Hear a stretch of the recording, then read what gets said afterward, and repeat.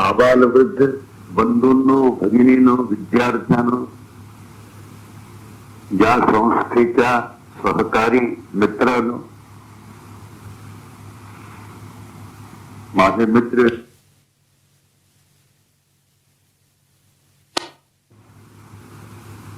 तनपुरेजी आणि त्यांची सहकारी साथीदार मंडळी, या लाऊडस्पीकरचा आवाज आपल्या सर्वांच्या कानावर येतो असा मी अंदाज करतो, पण पुन्हा एकदा आपल्याला विचारू चाहतो की लाऊडस्पीकर कुठपर्यंत ऐकू येतो. जोपर्यंत तो ऐकू येत असेल त्या सर्व मंडळींनी एकदा कृपा करून दोन्ही हात वर करून द्या. दोन्ही हात सरळ वर करून द्या. एकदा आपण तालावर टाळी वाजवूया. 1 2 वर्षानंतर गणेश उत्सवाच्या निमित्तानं आपलं सर्वांचं दर्शन घेण्याचं भाग्य मला मिळालं. मी भाग्य ह्यासाठी म्हणतो की सज्जनांच्या भेटी आदान प्रदान या नात्याने होत असतात. आपण सर्व एकत्रित येऊन आपल्या मानवतेच्या आणि आपल्या भारतीय संस्कृतीच्या महत्वाच्या बाबीमध्ये आपल्या सेवेची भर आपण टाकणार आहोत.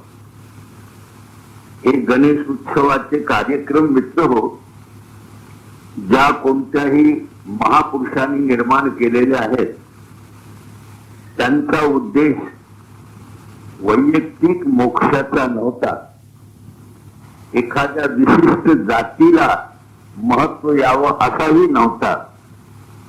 एखाद्या विशिष्ट एकाच कलेला महत्व यावं असाही नव्हता. एखादा संप्रदाय आपण वाढवावा असाही उद्देश त्यांचा नव्हता. बाल गंगाधर तिलक, लोकमान्य बाल गंगाधर तिलकाने ज्याप्रमाणे स्वराज्य हा माझा जन्मसिद्ध हक्क आहे हे एक मोठं अधिवचन लोकांच्या समोर मांडलं, त्यांनीच हा गणेश उत्सवाचा आरंभ महाराष्ट्रामध्ये या उत्सवाच्या पद्धतीने केला. याच्या पूर्वी गणपतीचं नाव कोणाला माहिती नव्हतं असं नाही. त्यांचा इतिहास पुराण काळापासून आहे. भगवान शंकराचे ते सुपुत्र आहेत अशी पुराणामध्ये सुद्धा माहिती आहे. आणि सर्व देवांचे ते गणनायक म्हटले जातात हेही माहिती आहे. परंतु वर्षाच्या वर्षा 10 दिवस पर्यंत अशा पद्धतीचं आंदोलन व्हावं आणि लोकांमध्ये राष्ट्रीयता जागृत करणारी ही देवता मानली जावी असा हा उपक्रम लोकमान्यांनी महाराष्ट्रात प्रथम सुरू केला. आणि आता महाराष्ट्राचा हा माणूस भारताच्या ज्या कोणत्याही कोपऱ्यामध्ये बसला असेल तो तिथे गणेश उत्सव करतो. मग बंगाल असो, पंजाब असो, मद्रास असो, केरळ असो, आणि महाराष्ट्रात तर अशी फार कमी गावं असतील, फार कमी शहरं असतील की ज्या शहराच्या मोहल्ल्यामध्ये, ज्या गावामध्ये गणेश उत्सव होत नसेल. इतकी मोठी महती राष्ट्रीय उत्सवाची या गणेश उत्सवाच्या निमित्तानं आणून देण्यात आलेली आहे. आणि हा 10 दिवस पर्यंत उत्सव म्हणजे उत्साह निर्माण करण्याचं काम या थोर पुरुषांनी केलं. त्याच्या मुळाशी राष्ट्राच्या प्रगतीच्या भावना लोकांमध्ये जागृत कराव्या असा हा प्लॅटफॉर्म आहे. या स्टेजवर दुसऱ्या कोणत्याही विषयाची चर्चा विशेषतः केली जात नाही.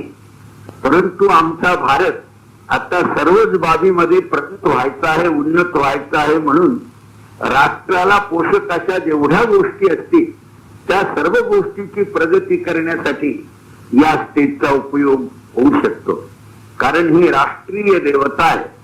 राष्ट्र देवता असं म्हणते की देशामध्ये जर अन्नधान्य कमी असेल तर प्रत्येक माणसाने तिकडे लक्ष दिलं पाहिजे. शेतकऱ्यांनी मुबलक धान्य निर्माण करण्यासाठी आपली इच्छा, आपले श्रम, आपले कष्ट घातले पाहिजे. आणि ज्या कुणाच्या करू नये त्यांना ती मदत करता येणं शक्य आहे.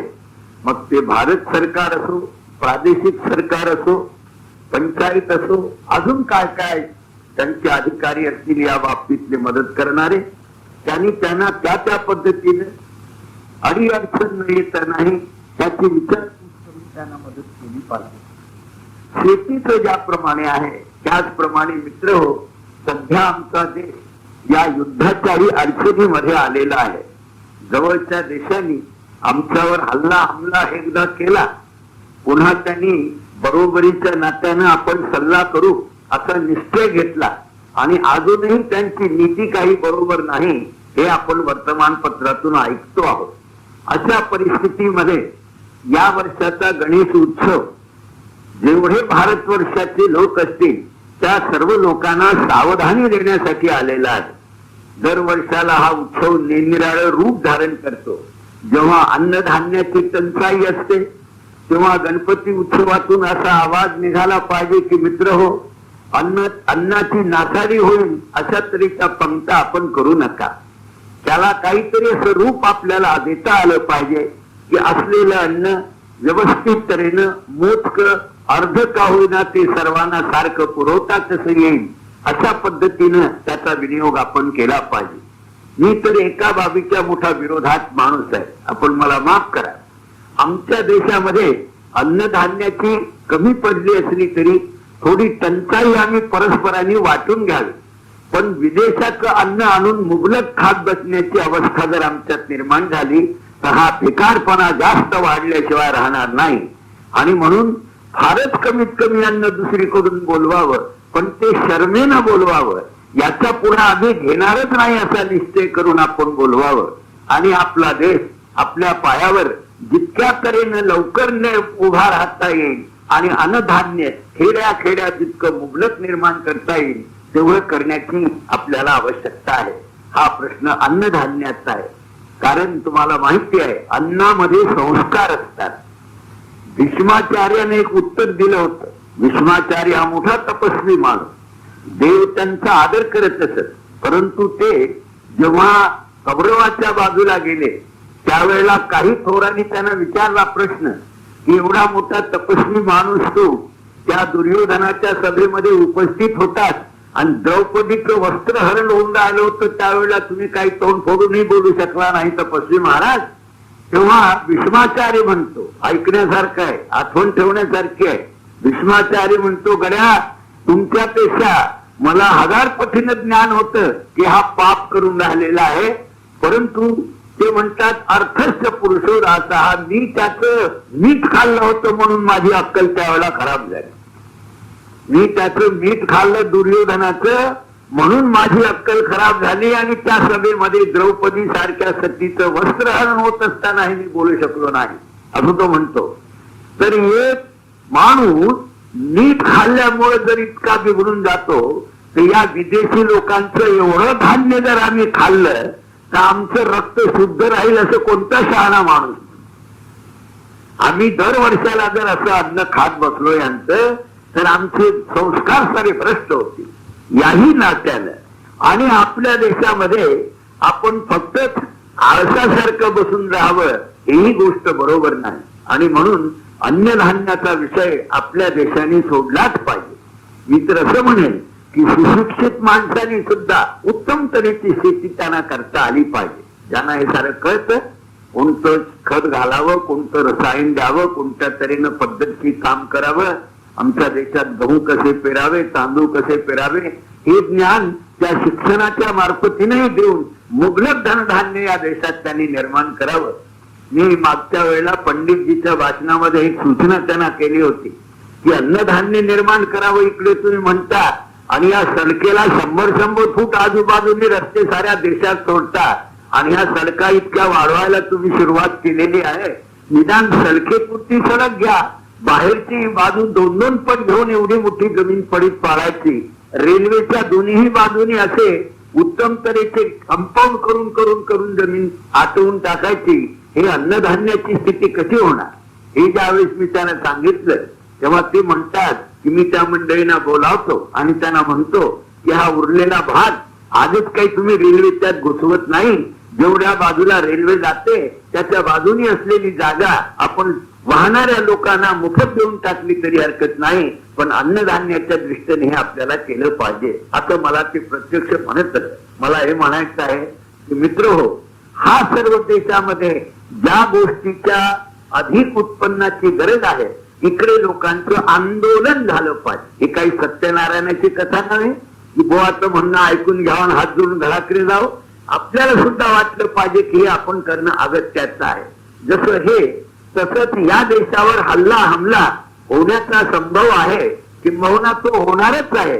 जो माणूस एकदा आपल्या मस्तीत येतो त्याची मस्ती जिरवल्याशिवाय तो काही शांत राहत नाही. आज तुम्हाला माहिती असेल विज्ञानाच्या संशोधनाने लोक आता चंद्रलोकावर आपलं मुक्काम करायला सुरुवात करतात. वर्तमानपत्र तुम्ही वाचत असाल की आता चंद्रलोकावर घरं घ्यायला सुरुवात केली आहे त्यांनी की आम्ही लोक रॉकेटच्या साह्याने चंद्रलोकावर जाऊ आणि तिथे आम्ही आपला मुक्काम कसा करू याचा ते सध्या विचार करतायत. हरकत नाही, चंद्रलोकावर जाऊन जर ते वर्ष 2 वर्ष राहतील तर मला चुकली आपला उपद्रव कमी होईल, पण तेवढ्याने भागत नाही. तो ह्यासाठी चंद्रलोकावर जातो की मी तिथून एक बॉम्ब टाकून 5 लाख माणसं कसे खतम करीन याचं चिंतन करायला जातो. याचं चिंतन करायला जात नाही की आम्ही विज्ञानाने असा शोध लावलेला आहे की एक बॉम्ब टाकला की लोक आपोआप दुधात पाणी टाकणं बंद करतील आणि मसाल्यात घोड्याची नीट मिळवणार नाही आणि सारे सरकारी माणसं आणि सारे व्यापारी माणसं इमानदारीनं वागतील, लाचलुचपत खाणार नाही. असा एक आम्ही बॉम्ब तयार केलेला आहे. असं तुम्ही कधी ऐकलेलं नसेल. तुम्ही असं ऐकलं नसेल. एकच गोष्ट ऐकलेली आहे तुम्ही वर्तमानपत्रातून की बॉम्ब टाकल्याबरोबर 10 लाख माणसं खतम होतील. एक तर असं म्हणतो राष्ट्राचा माणूस 15 मिनिटात आम्ही या जगातली माणसं खतम करून टाकू, एवढी शक्ती आमच्या जवळ आहे. पण असं म्हणत नाही की बा अर्ध्या तासात आम्ही जगातली सारी माणसं इमानदार करून देऊ. कोणीही न मारताना सारे लोक परस्पराशी ज्ञानेश्वर महाराजांच्या म्हणण्याप्रमाणे भूता परस्परे जडो मैत्री जीवाची. प्रत्येक माणूस प्रत्येक माणसाचा मित्र होईल असा आम्ही एक बॉम्ब टाकणार आहोत. असा बॉम्ब ते टाकू शकत नाही. आणि म्हणून म्हणालो की त्यांची केलेली तयारी ही आता स्वस्थ राहणार नाही, ती उपद्रव करणार. आणि ती उपद्रव करण्यासाठी एकच मुकाबला त्याच्यासाठी आहे की भारतातला बच्चा सैनिक झाला पाहिजे, हुशार झाला पाहिजे. अहो मरायचं तर मरू, पण गिधाला सारखं का मरायचं? माणसानी मरायचंच असेल तर मरणारच आहे. माणूस शरीर आहे नाशिवंतच आहे, परंतु अशा अवस्थेमध्ये माणसांनी निवळ एखाद्या गिधाळासारखं विंध होऊन मरणं काही बरोबर नाही. आणि म्हणून प्रत्येक देशातला माणूस हा सैनिक झाला पाहिजे आणि त्याला वाटलं पाहिजे की मी माझ्या देशासाठी 2 हात करून मरेन. महात्मा गांधींचा काळ एक होता की ज्या काळात आम्ही आमच्या अहिंसेची शिकस्त केली. अहो आष्टीला माझ्या उपस्थितीमध्ये मी पाहिलं होतं की तिथला एक स्वातंत्र्य संग्रामाचा सैनिक छाती पुढे येऊन म्हणत होता की तिरंगी झेंडा लावल्याशिवाय मी राहणार नाही, ही छाती माझी पुढे आहे. असं म्हणत नव्हता की आम्ही तुम्हाला खतम करून टाकू, मी मला प्राण देईल यासाठी असं म्हणत होता. त्याही कामाचं यश आम्ही प्राप्त केलं. परंतु सर्व काळ सर्वच गोष्टी चालत नसतात. आज काही छातीवर गोळी खाण्यासारखी परिस्थिती नाही. खायचीच असेल तर 10-5 मारून खायला हरकत नाही. अशी अवस्था आज आमची निर्माण झालेली आहे. आणि या अवस्थेमध्ये आमच्या देशाच्या लोकांनी सावधान असं होण्याची अत्यंत गरज आहे. एका देशाबद्दलच मी बोलत नाही, परंतु या भारतीय संस्कृतीला राखण्यासाठी ज्या ज्या बाजूनी अडचणी येत असतील त्याचा प्रतिकार करण्याची आज गरज आलेली आहे. अन्नधान्याच्या दृष्टीने आम्ही स्वतंत्र झालो पाहिजे. शस्त्रास्त्र आमच्या देशात निर्माण आम्ही करू शकलो पाहिजे. घराघरातला माणूस आमचा भारतीय संस्कृतीने चमकला पाहिजे. आम्ही दुसऱ्या कोणत्याही धर्माच्या विरोधात असा कोणी अर्थ त्याचा करू नये. परंतु आपल्या धर्माने आपण व्यवस्थित वागणं म्हणजे आपण दुसऱ्याच्या धर्माची निंदा करतो असा त्याचा अर्थ होत नाही. या देशात सर्व तऱ्हेची माणसं आहेत. मुसलमान बंधू आहेत, ख्रिश्चन असतील, अजून हिंदू आहेत, बुद्ध आहेत, पारसी आहेत, निरनिराळ्या तऱ्हेची मंडळी निरनिराळ्या धर्माची आहेत. आणि असं असताना सुद्धा आपापल्या धर्माप्रमाणे आपापल्या उपासनेप्रमाणे सर्वांना नियमित प्रार्थना करण्याचा हक्क आहे. असं म्हणू नये की या देशात फक्त ख्रिश्चनाने हिंदू लोकांना कन्वर्ट करून करोडोने हिंदू ख्रिश्चन करून टाकण्याचा त्यांचा धर्म आहे.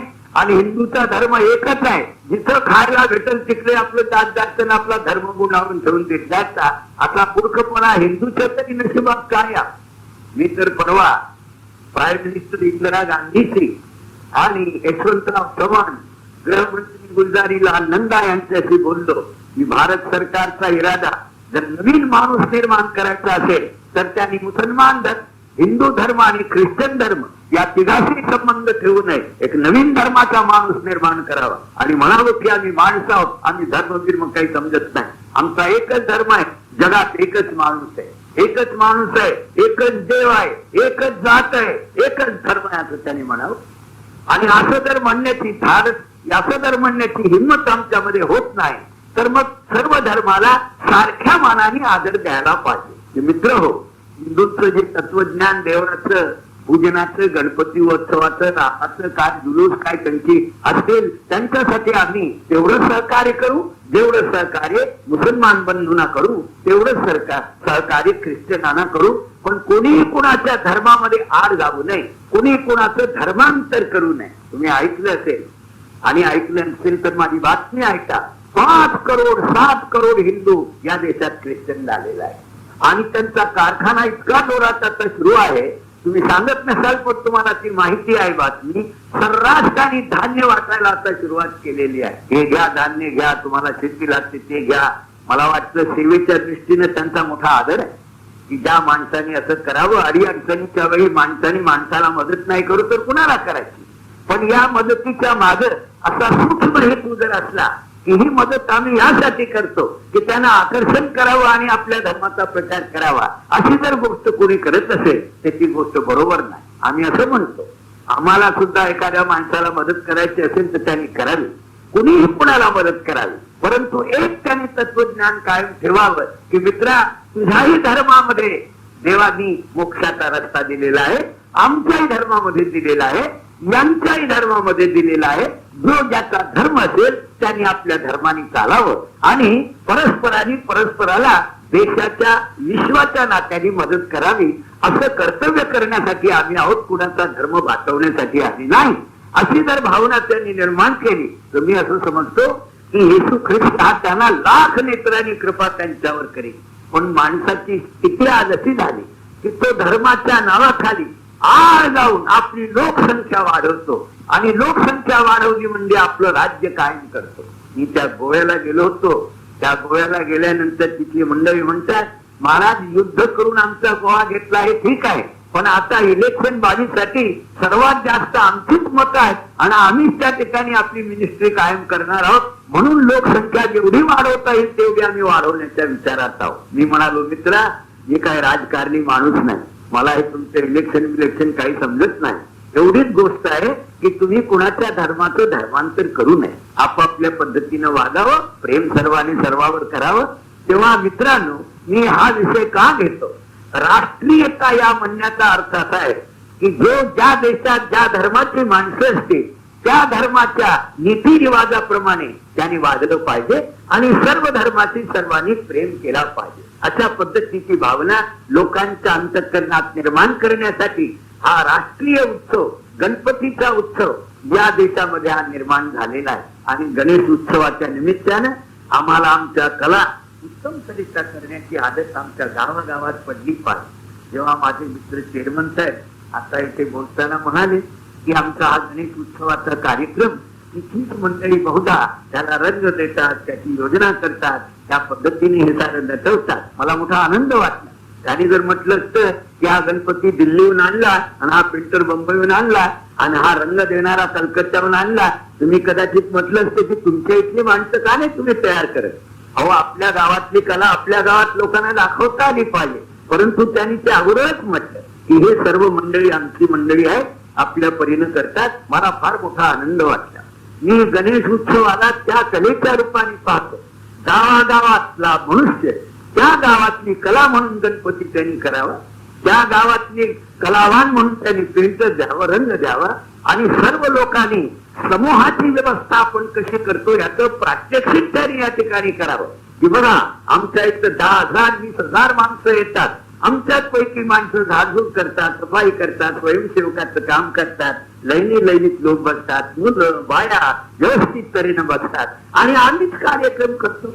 आम्हाला एखाद्या कार्यक्रमाचं प्रोत्साहन पाहिजे म्हणून आम्ही तुकडोजी बुवाला बोलावतो, अजून कोणी बुवा बोलावतो, अजून कोणी कलावान बोलावतो. आणि ही कला एकांगीन दृष्टीने आम्हाला भरवायची नाही, तर देशाला ज्या ज्या रसाची गरज आहे, वीर रसाची गरज आहे, शांत रसाची गरज आहे, सौंदर्य रसाची गरज आहे, अशा अनेक तऱ्हेच्या रसाची गरज देशामध्ये असते. सर्व तऱ्हेच्या एकंदर उत्थानाची गरज देशाच्या जीवनोपयोगी अशा वस्तूंची असते. अशा तऱ्हेचे कार्यक्रम या गणेश उत्सवाच्या समोर आम्हाला करायचे असतात आणि म्हणून हा कार्यक्रम आम्ही अशा सर्वतोपरीने नटवतो. हे त्यातली मूळ उद्देशाची भूमिका आहे. मित्र हो, मनुष्य हा अध्यात्माच्या शिखरावर काही अनुभवानंतर जातो. तो पहिल्यापासूनच जर त्याने म्हटलं की संसार हा असत्य आहे, ब्रह्म सत्य आहे, अशा गोष्टीकडे जर गेला तर तो आपल्या देशाचं एकंदर वाटोळ केल्याशिवाय राहणार नाही. त्याला म्हणायचं आहे की मित्रा, अध्यात्माची गोष्ट ही सर्व शिखराची गोष्ट आहे, पण पहिल्या प्रथम तू माणूस होऊन जा आणि माणूस होण्याच्या अगोदर तू सेवक होऊन जा. आज्ञाधारकपणा हा तुझ्यात आला पाहिजे. तुझ्या वरिष्ठांनी केलेली आज्ञा अर्ध्या रात्री तंतोतंत पाळल्याशिवाय मी राहणार नाही, ही जर भावना तुझ्यात आली असेल तर तू सेवक झाला.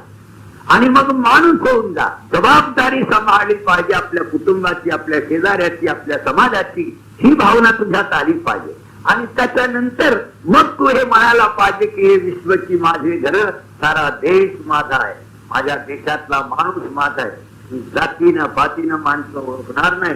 त्याला म्हणेल की भारतात जन्माला आलेला माणूस हा भारतीय माणूस आहे असं मी म्हणेल.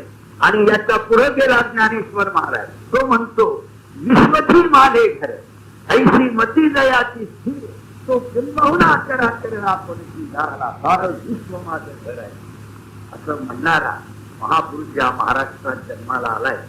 आणि केवढं मोठं शस्त्र त्याने उभारलं. त्यातलं शस्त्र तुम्ही पाहिलं ना, तो म्हणतो भूता परस्परे जडो मैत्र जीवाचे, जगातल्या कोणत्याही माणसाची आमची मित्रता घडली पाहिजे म्हणून हा संप्रदाय आम्ही निर्माण केलाय. म्हणतो हा टाळ कुटायसाठी निर्माण केलेला नाही का, फक्त पंढरीला दर वर्षाला जात जा आणि आपल्या तिथून चहा पिधी माची सिक्रेट ओढत आपल्या घराकडे येत जा, एवढ्यासाठी आम्ही संप्रदाय निर्माण केलेला नाही. तर याच्या पाठीमागं हे आहे, भूता परस्परे जडो मैत्र जीवाचे. अरे संघराज्य आज स्थापन झालं असेल, पण या संतांचं संघराज्य गेल्या कित्येक शतकाच्या अगोदर झालेलं आहे. आणि तो असं म्हणतो की विश्वातली सारी माणसं देवाचे दूत आहेत, आम्ही कुणीही कोणाची वाईट प्रवृत्तीने वागणार नाही. देवाची प्रार्थना करतो, जे खळाची व्यंकटी सांडू तया सत्कर्मी रती वाढो, भूता परस्परे जडो मैत्र जीवाचे. यासाठी आम्ही हे मिशन काढलंय म्हणतो. मिशन आणि कशासाठी काढलेलं आहे? माणसाने माणसाची माणुसकीनं वागावं, माणसाने माणसाची माणुसकीनं वागावं. कोण्याही धर्माचा असला तरी त्यांनी आपल्या घरातला गुरुस त्यांनी घरात करावा, पण बाहेर राष्ट्रीय दृष्टीनं माणसाने माणसाची माणुसकीनं वागलं पाहिजे. ह्या भावना ज्या महापुरुषांनी या देशात दिल्या त्याच्या संस्कृतीची माणसं आपण आहोत. आणि त्या उत्सवाला अधिक जोर आला पाहिजे म्हणून दर वर्षाला विस्मरण होऊ नये म्हणून हे जसं लायसन्स पुन्हा पुन्हा वर्षाच्या वर्षा रिन्यू केले जाते, मग ते बंदुकीचं असो का तमाखाचं असो. दुकानदाराची गोष्ट आपल्याला माहित असेल की दर वर्षाला ते लायसन्स रिन्यू करत असतात. तसं हे धार्मिक आणि राष्ट्रीय वृत्तीचं लायसन्स पुन्हा वर्षाच्या वर्षा त्याला रिन्यू करायसाठी. नाहीतर गणपती बुवा दर वर्षाला जन्माला येतो, किती झाले असते गणपती. आमच्या देशामध्ये राम जन्म दर वर्षाला, कृष्ण जन्म दर वर्षाला, रावण्यात